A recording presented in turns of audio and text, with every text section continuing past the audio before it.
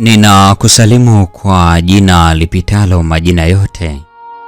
Hili sio jina la mtu awaye yeyote, bali ni jina la Bwana wetu Yesu Kristo. Ninakualika katika mfululizo wa masomo ya kesha la asubuhi kwa mwaka 2026. Baba yetu anajali.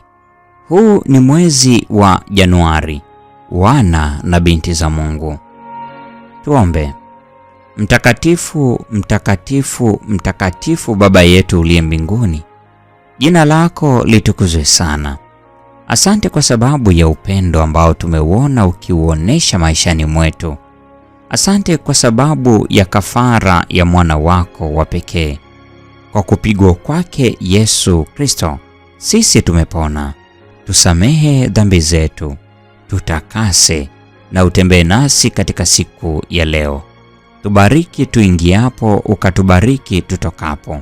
Tufundishe kukaa chini ya mapenzi yako, tukiyatenda yale yanayokutukuza. Ndilo ombi letu katika jina la Yesu. Amina.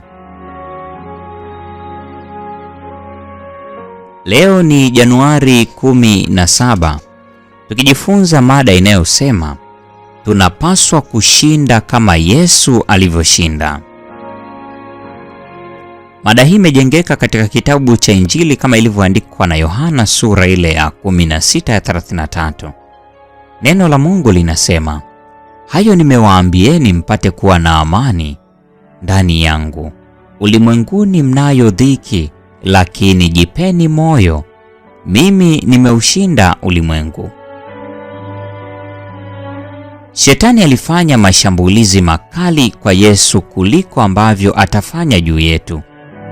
Kulikuwa na mengi yaliyowekwa rehani kuhusiana naye, iwapo Kristo au Shetani angekuwa mshindi. Ikiwa Bwana Yesu alistahimili majaribu yake makuu mno, na Shetani hakufanikiwa katika kumwongoza Yesu kutenda dhambi, alijua kwamba lazima apoteze mamlaka yake na hatimaye kuhukumiwa kwa kuangamizwa milele.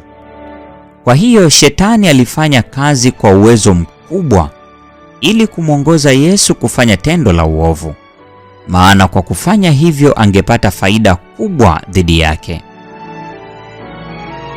Hawezi kamwe kujaribiwa katika namna ya makusudi na katili hivyo kama ilivyokuwa kwa Mwokozi wetu. Shetani alikuwa njiani mwake kila wakati.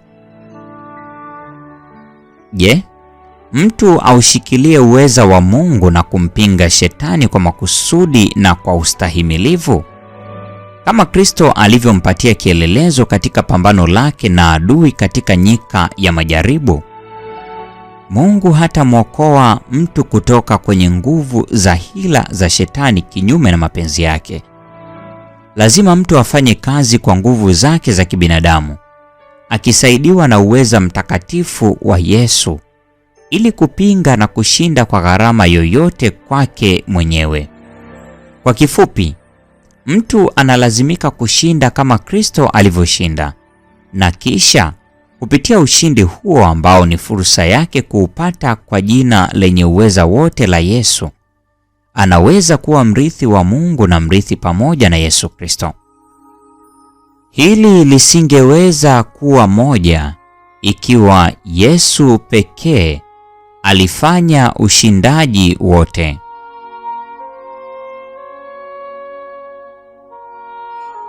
Mtu lazima afanye sehemu yake. Lazima awe mshindi kwa sehemu yake. Kwa njia ya uweza na neema ambayo Yesu anampatia, lazima mtu awe mtendakazi pamoja na Yesu katika kazi ya kushinda, na ndipo atakapokuwa mshirika pamoja na Kristo katika utukufu wake. Mwokozi alishinda ili kumwonesha mwanadamu jinsi ya kushinda. Yesu aliyakabili majaribu yote ya Shetani kwa neno la Mungu. Kwa kutumaini ahadi za Mungu, anapokea nguvu ili kutii amri za Mungu, na mjaribu hawezi kupata nafasi. Hii ni Januari 17, mada ikisema tunapaswa kushinda kama Yesu alivyoshinda. Na kwa nukta hiyo, mpendwa mfuatiliaji wa mfululizo wa masomo haya ya Kesha la Asubuhi, tunakuwa tumefikia tamati ya tafakari ya mada hii nzuri siku ya leo. Neema ya Bwana wetu Yesu Kristo, pendo la Mungu na ushirika wa Roho Mtakatifu dumu kwa pamoja nasi sasa na hata milele. Amina. Mchana hauishi, mji mzuri, mji hautapita, na hapana giza. Machozi yatafutwa, kifo hapa na pale, hawahesabu siku na hapana giza.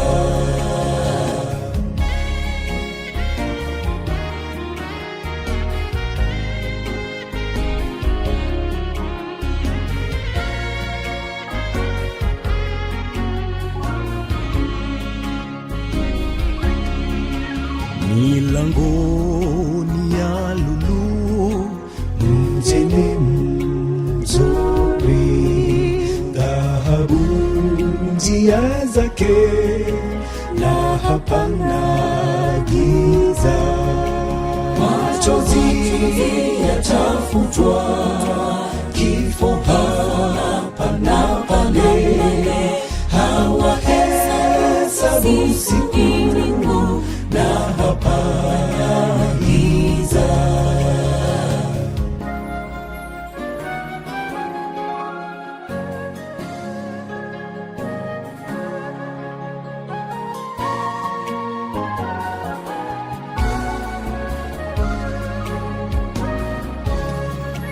Milango haifungwi, mjini mzuri, mtoni wa uzima, na hapana giza.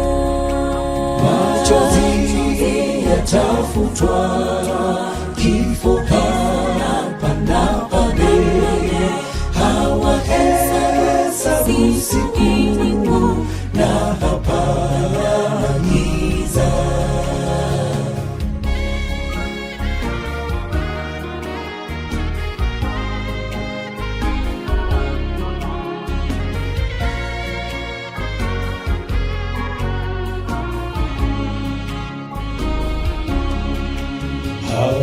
Hawahitaji jua, mjini mzuri, Mwana-Kondoo nuru, na hapana giza. Machozi yatafutwa, kifo hapa na pale, hawahesabu siku na hapana giza. Machozi yatafutwa, kifo hapa na pale, hawahesabu siku na hapana giza.